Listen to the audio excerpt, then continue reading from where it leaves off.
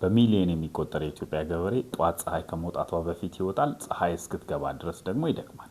ግን አሁንም ችግር ውስጥ ነው ያለው። ለምን? ጠንክሮ ስላልሰራ አይደለም፣ ጠንክሮ በመስራት ብቻ ስላልሆነ።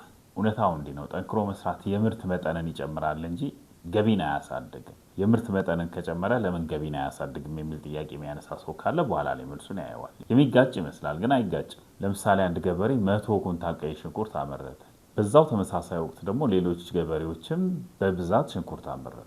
ስለዚህ የሰፕላይ እጥረት ስለማይኖር 30፣ 40፣ 50 ብር ፐር ኬጂ ያወጣበትን ሽንኩርት በ10 ብር ሂሳብ ሸጠው እንበል። ሌላው ገበሬ ደግሞ 60 ኩንታል አመረተ። ነገር ግን ማምረት ከመጀመሩ በፊት ለማን እንደሚያስረክበው ብዙ ምርት የማይመረትባቸውን ወቅቶች አጥንቶ ለሱፐር ማርኬቶች ለማከፋፈል፣ ለሆቴሎች ለማከፋፈል፣ ለጅምላ ተቀባዮች ወይም ለአከፋፋዮች ለማስረከብ አቅዶ ወደ ዘርፉ ገባ። ስለዚህ ከሁለቱ ማን ውጤታማ የሚሆን ይመስላችኋል? ስለዚህ አግሪ ቢዝነስ ማለት ይሄ ነው። ግብርናን በቢዝነስ ማይንድ ማየት ወይም ደግሞ ግብርናን በስራ ፈጠራ መነጽር መመልከት ማለት ነው።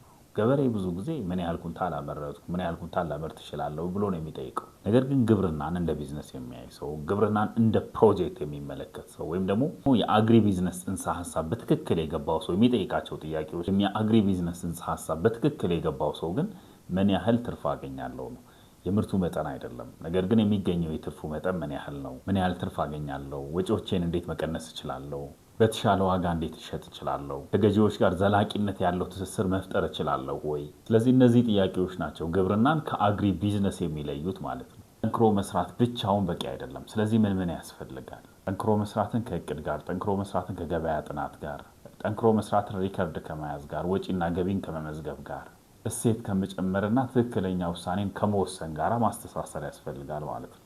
ብዙ አምራች ብዙ ጊዜ የሚጠይቀው ምን ልትከል፣ ምን ልዝራ፣ ምን ላርባ፣ ምን ላደልብ ነው የሚለው።